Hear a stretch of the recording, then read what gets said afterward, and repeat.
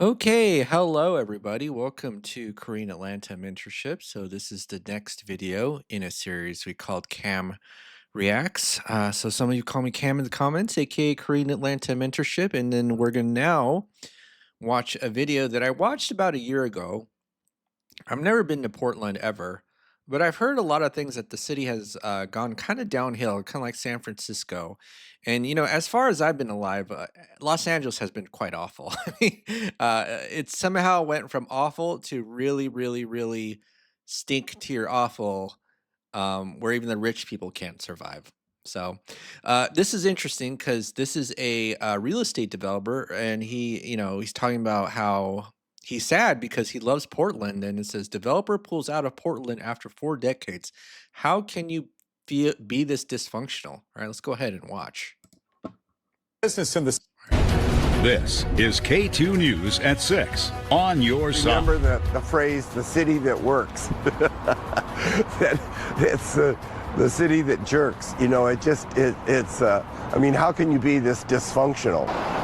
This story's brand new at 6 tonight. Pulling out of Portland after 4 decades of doing business in the city, a local developer says he's done. Good evening. Thanks for joining us, everybody. I'm Steve Dunn. And I'm Deborah Knapp. Kevin Howard just sold his last piece of property in Oregon. K2's Angelica Thornton has more on the final straw that sent him over the river.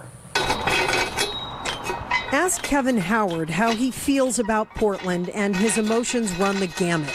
Mostly frustration as he opens the fence to his final slice of the city. This property was listed in January of 21 for $795,000. Yesterday, we sold it for $412,000. A big loss, but Kevin says he had nothing left in the tank.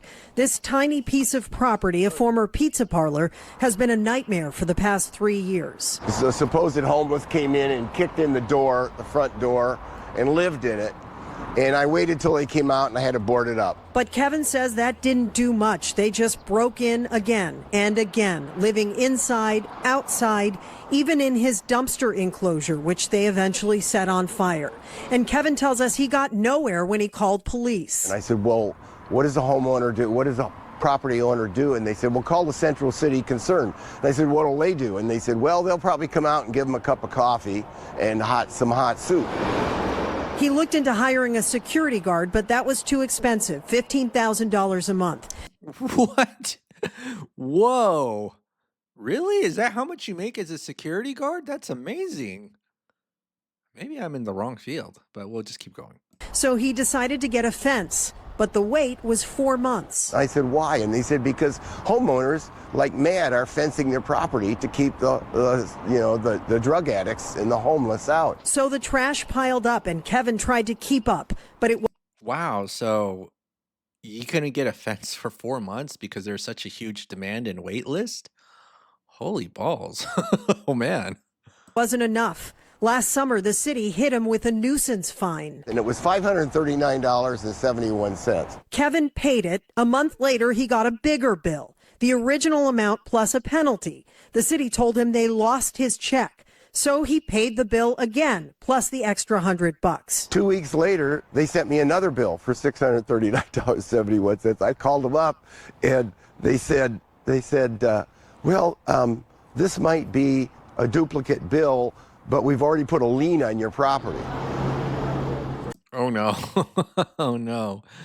Folks, this is why I don't like to pay by mail. Just, pay by credit card. I'm pretty sure as a developer for 4 years, maybe he's got some money in the bank account, right? And he probably could get some credit cards, but let's keep going. The fence was finally installed, and Kevin was able to clean up the property and eventually get the lien removed. But the drama dragged on for more than 6 months. I just remember the phrase, the city that works. It's the city that jerks. You know, I mean, how can you be this dysfunctional? We reached out to the bureau that fined Kevin, Development Services. They confirmed there was an error, telling us the issue was resolved and there's no outstanding balance owed. We also asked Mayor Ted Wheeler's office for an interview. Wheeler has been vocal about improving livability, reducing taxes and fees, restoring people's faith in Portland. People are picking up and they are leaving our community. A spokesman told us the Bureau of Development Services is not under Mayor Wheeler's portfolio. Commissioner Carmen Rubio's office did not get back to us. In the last year, 23,000, 13,000 for the fence, graffiti cleanup, painting the building. $23,000 in 1 year just to manage this mess. But Kevin, who founded Northwest Self Storage and owns 70 properties over the past 4 decades, says it isn't about this one address. I've been all over the world. I live in Australia for a couple of years. I've been in all 50 states and all over. And I came back to Portland and I came back to Oregon because I loved it. Well, when you got 70 properties, now you got your time freedom and can go wherever you want. So that's pretty cool. Lived in Australia, lived in all 50 states. That's awesome. And then he came back to Portland because he loved it. And then Portland broke his heart. Sad, but true. The people, the greenery, the lifestyle, and This was just the last straw. sorry. And the bittersweet ending to his life and work in. Wow. That's how you know he's being sincere, I think. I mean, when the tears come out, it's kind of how I feel about Southern California as well. Although, if you go to Orange County, I think it's still nice, right? Orange County, Roland Heights, Irvine. If you've ever been to Southern California, I like Buena Park too. I don't know why people like Koreatown over, or LA Koreatown over Buena Park. But yes,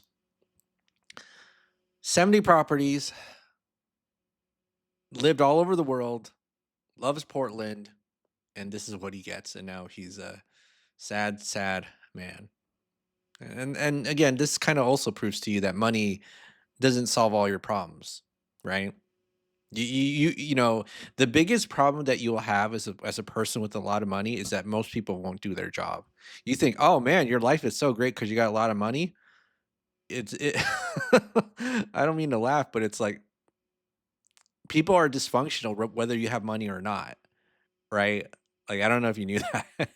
And maybe you don't know that because you don't have money, but I'm telling you, like there are levels to this. Once you start to get money, this is where I talk about the rich people problems, which I think he is, but your problems don't get solved just because you're rich. In Oregon. In Portland, Angelica Thornton, K2 News. Yeah, so let's look at the comments and see what we get. They put on the city of Portland decided that the people are not productive and ruining the community and city are more important than this man. Remember that. That man was way more patient than the city deserves. Portland has boundless compassion for junkies and criminals, but none whatsoever for ordinary people trying to do the right thing every day. My family and I visited Portland in fall 2022 after years of wanting to go, was in disbelief at the homeless, mentally ill, drug use in the downtown streets, watched a coffee shop owner wrestle with the guy trying to steal, saying when he gave away anything, he would get swarmed, advised not to leave hotel after dark. So very sad, not sure what solution is, would never go back. Clearly, no leadership. Yikes.